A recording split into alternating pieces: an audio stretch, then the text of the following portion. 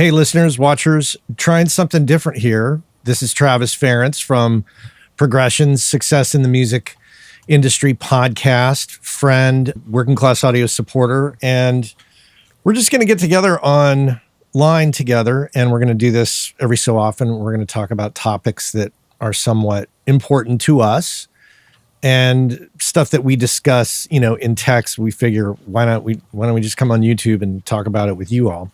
And you can leave all your comments below.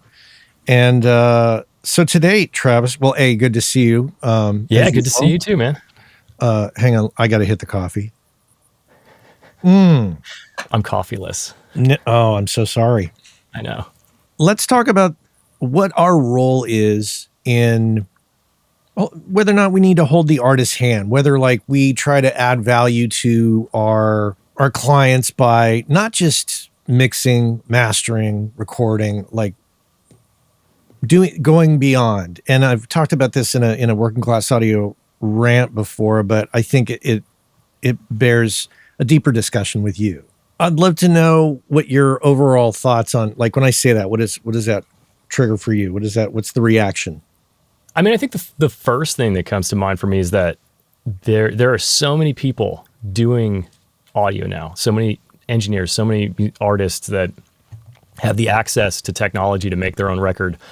I feel like that we have to bring a value beyond just recording the vocal or just mixing the tracks. I think that's what's going to separate all of us from each other. It's like I go to Matt for the extra value that he brings to his Atmos mixes or his location recording or whatever it is, not the fact that you can do the skill. I think the skills are becoming more common. Well, I think, and the skills, I think to some degree, do you feel like they're expected? It's like, yeah, of course I'll go to you because you know how to do this, but I go to you not only because you know how to do this, but also for, the experience, the personality, all of that. But, like taking it a step further, do you think people come to us to even think about, hey, I'm going to go to you because you know how to get the music up on DistroKid? Obviously, if we're talking about that level, we're talking about a particular like level of artist.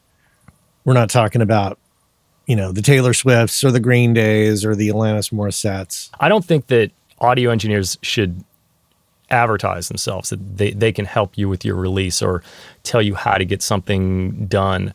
But I think in conversations with clients or collaborators, those are the things that I think will separate you.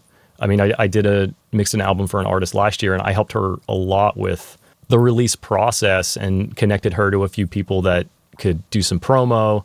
And I think just being kind of a guide, I don't think it's our responsibility on the front end, be a teacher, but with all of the knowledge that we have, I think it puts us at a disadvantage, puts everybody at a disadvantage if we don't help everybody win. I guess that's the thing is helping everybody win is the value that the whole team should bring to each other. I love what you're saying, but I almost feel like you have to like let people know that message to say, hey, I'm here to help you win, to do whatever it is you're going to do. And I have a Rolodex. Now I'm dating myself to the younger crowd. What's a Rolodex? I have the contact list in my iPhone of a lot of people who do a lot of different things. I can only speak from my experience. My experience is that I really love to talk to somebody before we work together. Mm-hmm. And that conversation is where I can identify what extra things I can bring to the table. And I'm obviously willing to help people. And even to the fact if that's like, we're not ready to work together, but here's 3 people I know that might be a great fit for you.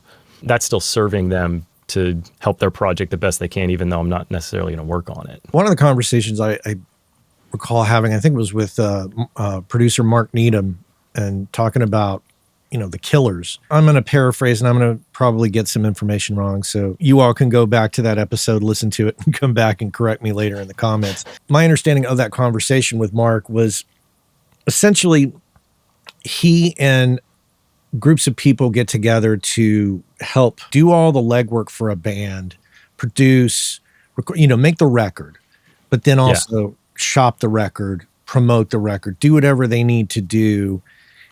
And that way, the everybody's got a heavy stake in it. I agree with that. The more involved I am in something, the more I want to see it do well. If you're not willing to be involved way further than your job title for that project is, then maybe that's not a project you should be doing. That sounds like a transactional experience, which, early in your career, that's fine. Only do things that you really want to give your all to, I think. I wouldn't necessarily like put that offer out to just anybody. I mean, there's definite projects I'm sure that we both come across that we're like really excited about.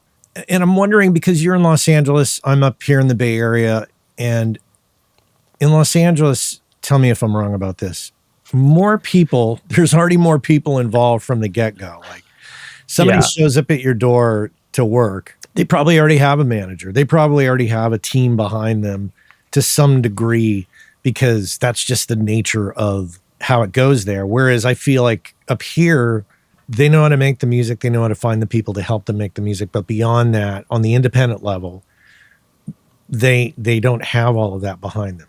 Is that your understanding or perception?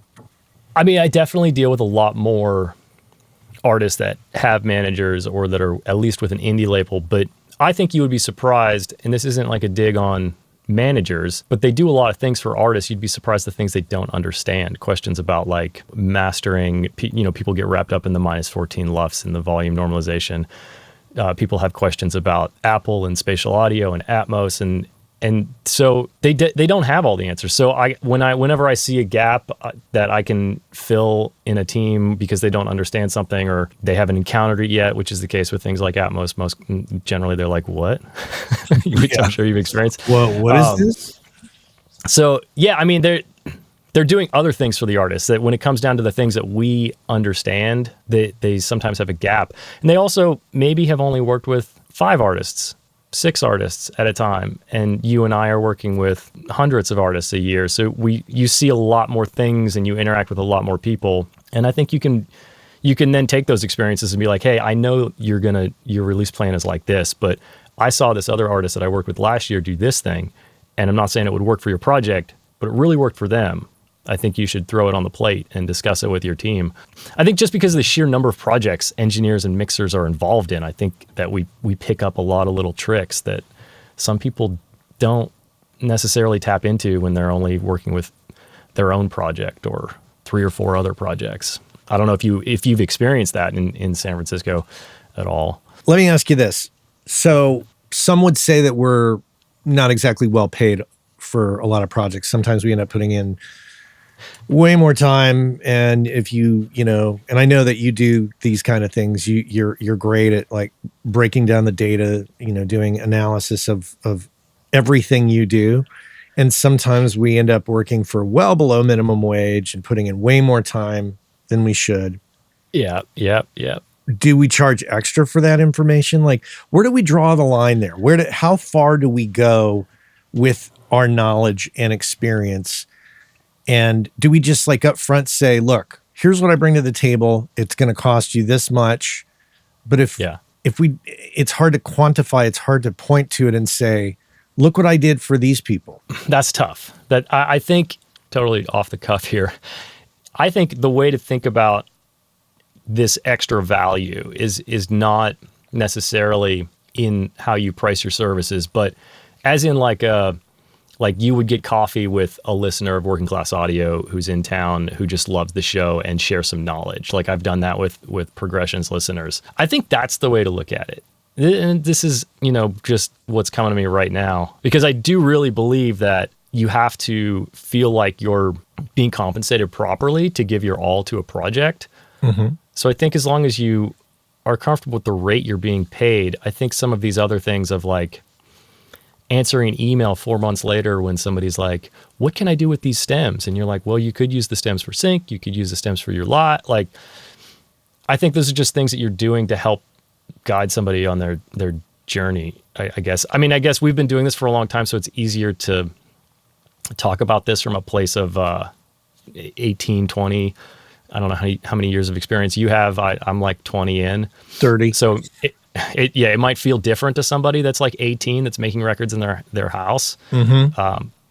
But I feel like I have a lot of things that I can share with people that might help them make it. And if they can make it, that helps me because I worked on their record, and then they'll be more inclined to come back. So it's tricky. It's a tricky question of whether those things should be priced in or not. You said something important there. The people that we're talking about doing this have a certain amount of experience, 10, 20, 30 plus years.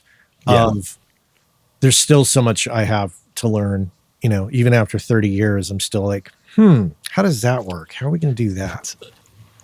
And also it can be, I think one of the things that I tend to do is I tend to think so big that I think, oh, should I just dump everything into this and get super excited about that? But sometimes my excitement is nowhere in line with the artist's excitement.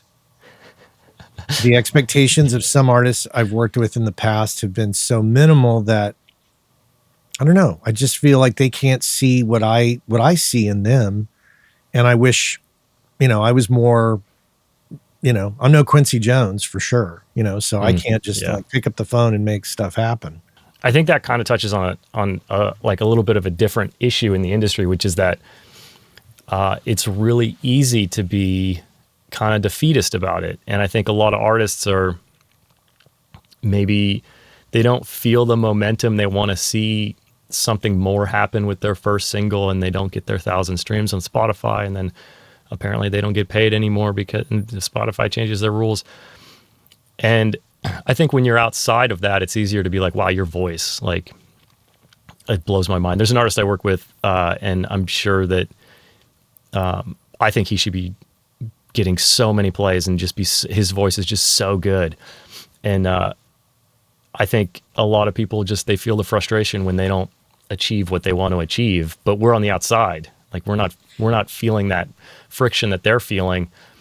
And maybe that's why it's more important to be the big picture person and be like, forget your last record. Like, this record's fucking awesome. Like, let's just believe in this one. I guess, I don't know, maybe I'm overly optimistic, but I mean, I definitely know what you're talking about when you listen to an artist and you see an artist and you're like, oh my God, you're so good. Like, how can everybody find you?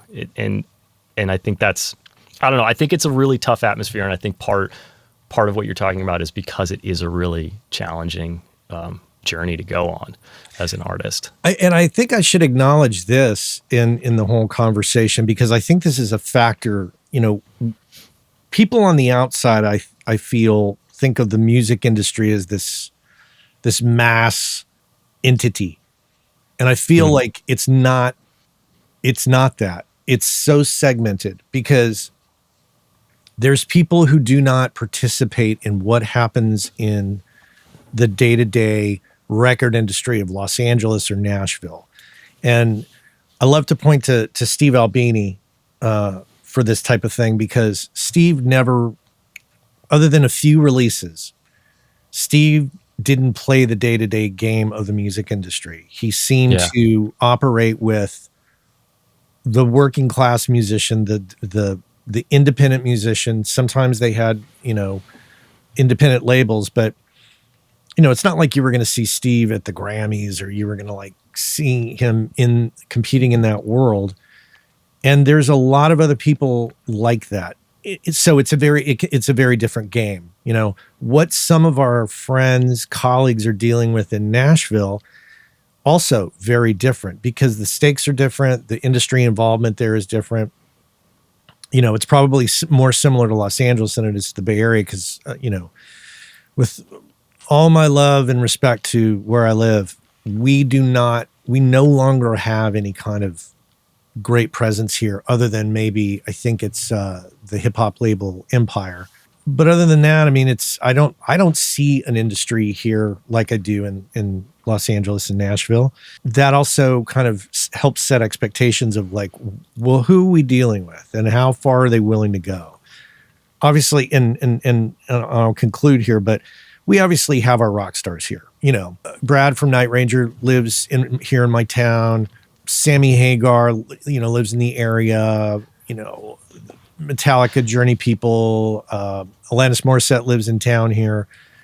But there is no real major label record presence here at all that I'm aware of. Yeah. I mean, I think that the internet has really, really changed where you can be. I mean, obviously, I think, like, that's a really obvious statement. But I mean, look at, like, New York is very different too. Studios, it's not sustaining studios like it used to sustain them. And I think maybe as an engineer or mixer, the possibilities to work remotely with people are amazing, right? It's changing our lives. It means that maybe I don't have to live here. You can live wherever you want. You can still work with people from LA. You can still work with people from Nashville. But I think something that you brought up that is making me think this is, you have to remember who you're working with and where they're from and what their community is like, right? So if I'm working, even if I don't live in LA, if I'm working with an LA artist who's in the scene and in the major label thing and has their publishing deals and knows all the people, blah, blah, blah, that's going to be a different interaction than if I'm working with an artist from Michigan or Wisconsin that it has a ton of local hype or whatever it is. They're Right. just coming from a different place than these people that are in Nashville and LA. And so I think that's something to keep in mind when you're talking to people, is it might change the extra value you bring. Like, this person might need support in different ways than this person. Right. So our interactions need to be tailored to the specific community that those artists are tied into and the expectations of that community, probably. Or at least an awareness of how that community might be different than the community you interact with regularly. Yeah, boy. It's there's no wrong answer, I don't think. I think there's no clear path either. It's everything needs to essentially accommodate the artist in the best way we can. Some people just want to come do some recordings and go back to their day job and be done with it. The other thing that I feel that I deal with sometimes is older artists who still think it's the 90s. Maybe they've been out of it for a bit and then they're coming back in and they're like, I'm not saying that CDs aren't made. People make CDs. Geez, people make cassettes. So I can't cite that as a point of reference, but I know some folks that like to hire independent promoters of their music in, like, Europe, for example. It just seems like money wasted to me because they're not really doing much here at home to gig and tour, and yet they're paying somebody a lot of money to try to get them radio play in Europe where they're not touring or playing or making any impact. So I'm just scratching my head thinking, well, I don't understand why they're spending this money there. That makes me think about, it's just like sharing, just basic business, just the concept of ROI, right? Of return on investment. Like, there's probably like there's no positive ROI on getting airplay somewhere that you're not going to tour. And it's the same. I think the thing that I run into that parallels this is artists that want to pay for playlisting. And I always encourage them to not do that, because I released music years ago with an artist, and we did a lot of not the bot streaming stuff, but like the pay a company to get you placements, right? And they're all third-party playlists. And what it does is it gets you streams, which makes you feel good as an artist, but that's not going to make you your money back, because Spotify pays such ridiculous payouts, just streaming in general, not even blame Spotify. They all suck. But it doesn't get you fans, because I found that we did 3 or 4 songs with playlist support, and everybody was happy with the result. And then we did a song without playlist support, and it was like it got no plays. There's no ROI there. You didn't gain fans. You didn't make your money back, because you're paying hundreds or thousands of dollars to these companies, right? And you're getting paid back $30-$40 9 to 12 months later. So there's those ROI like things are, whenever I hear an artist, I'm thinking about doing this, and I'm like, you've already got enough of an investment in here. Let's talk about like what you're about to do, and like understand if you want to do it, go for it, but maybe you don't. But see, that kind of creeps us into the management type decisions, and raises my questions of where's our place? Where are we in Yeah. the food chain, and how much should we open our mouth to the It's true. artist?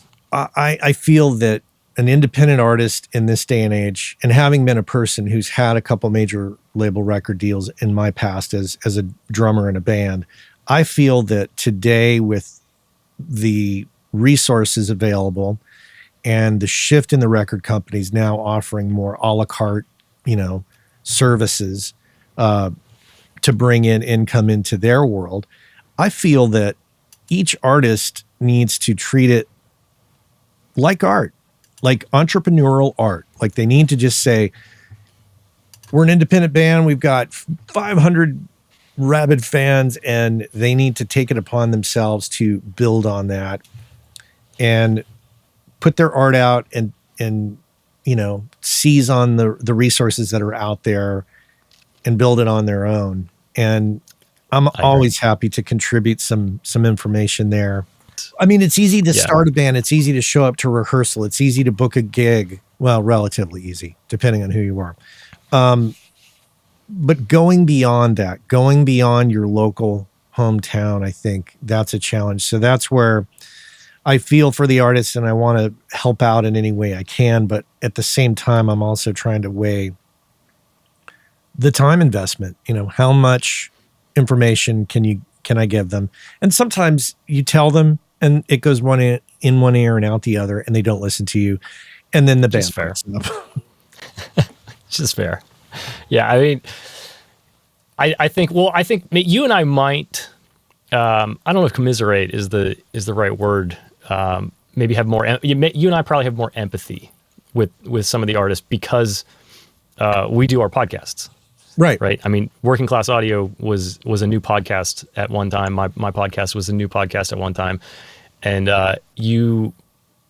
I think it parallels a lot. Like when an artist puts something out and it just doesn't get the traction that everybody thought, like I feel that now, having done, 4 years of a podcast and had moments of zero growth, having put like a YouTube video out that I feel like is really good and shares great information, and having it get 30 views and you're just scratching your head. Like I understand that. And I think the thing that you and I can maybe, if it's not specific advice, it can just be, it's hard. You just got to keep going. Like see what works, what doesn't work, do more of what works. And that's pretty broad advice.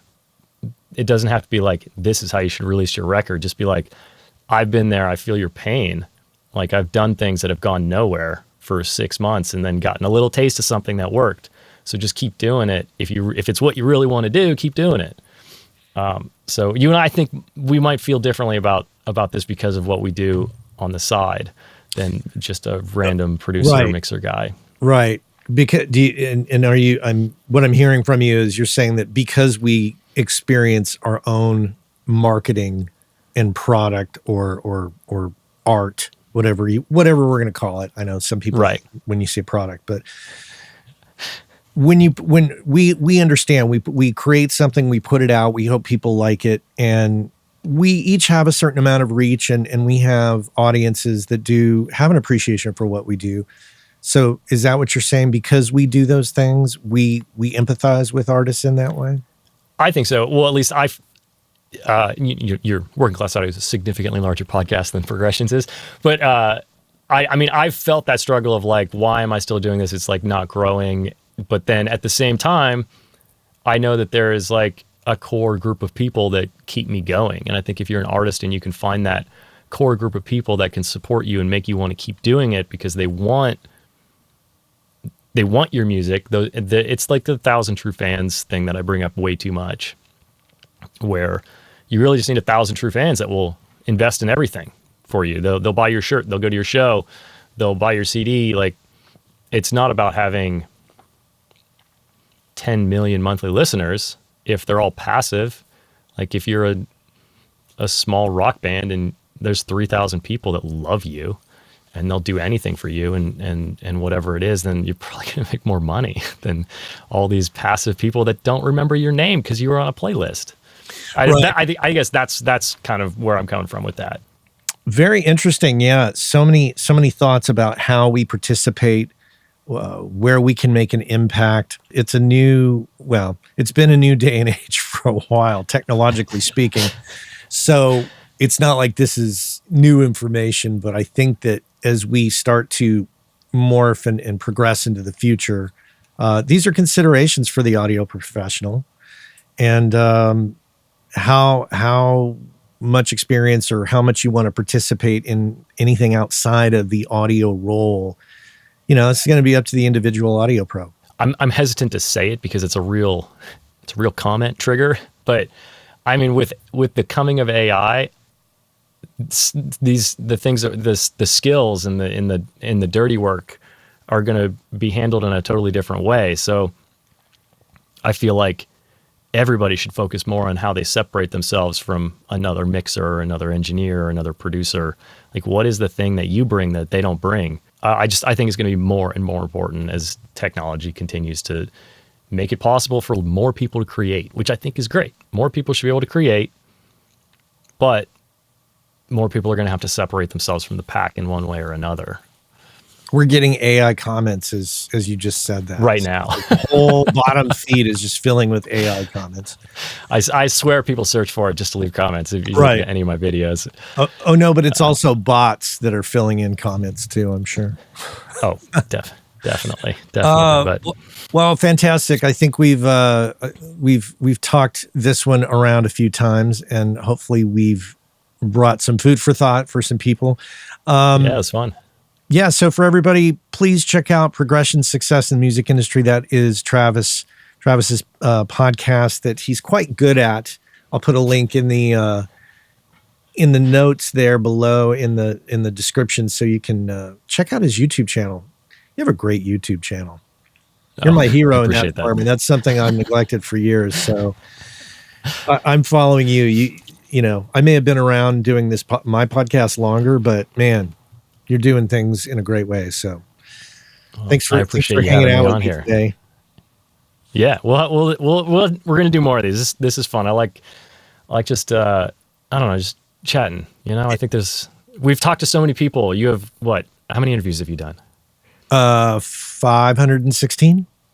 Yeah. I've done 130 episodes. I mean, there's so many things that have gone in here. It's nice to talk to somebody and get, have some things come out. I know I have to do these brain dumps from time to time. So, yeah, very cool. All right, Travis, good to see you. Yeah. Good to see you too, man. Have a great week.